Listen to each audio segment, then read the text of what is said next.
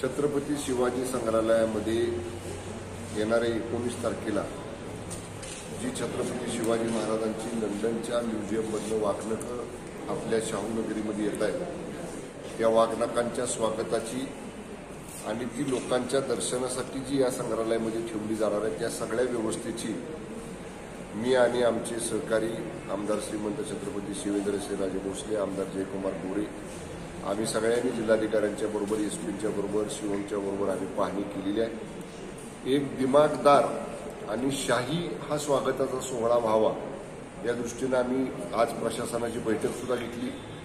काल आमदार शिवेंद्रसिंहराजे भोसलेंनी सुद्धा जिल्हाधिकाऱ्यांची भेट घेऊन काही सूचना त्याच्यामध्ये केल्या आणि आम्ही सगळ्यांनी आजच्या बैठकीत निर्णय केला, एक दिमागदार सोहळा पूर्ण शहर हे सजलेलं शिवकालीन शहर उभं करण्याचा प्रयत्न या ठिकाणी आम्ही करणार आहोत। झांज पथक असतील, ढोल पथक असेल, आतमध्ये ही वाघनकाचं ज्यावेळी प्रत्यक्ष दर्शनासाठी खुली केली जातील तेव्हा पोलीस बँडच्या वतीनं महाराष्ट्र गीत या ठिकाणी वाजवलं जाईल।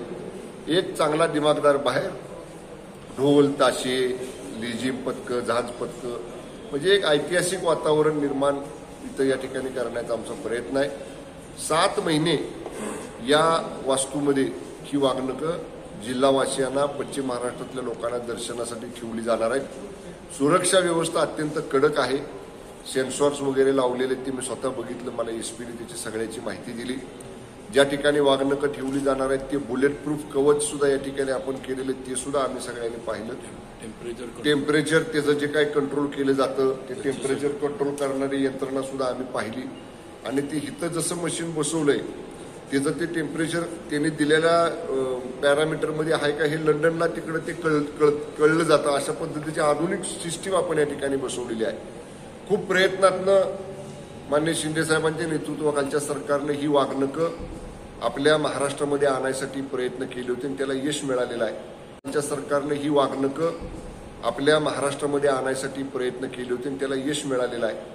एक प्रेरणादायी हा क्षण आहे। छत्रपती शिवाजी महाराजांची वाघनकं आपल्याला दर्शन त्याचं घ्यायला मिळणार आहे।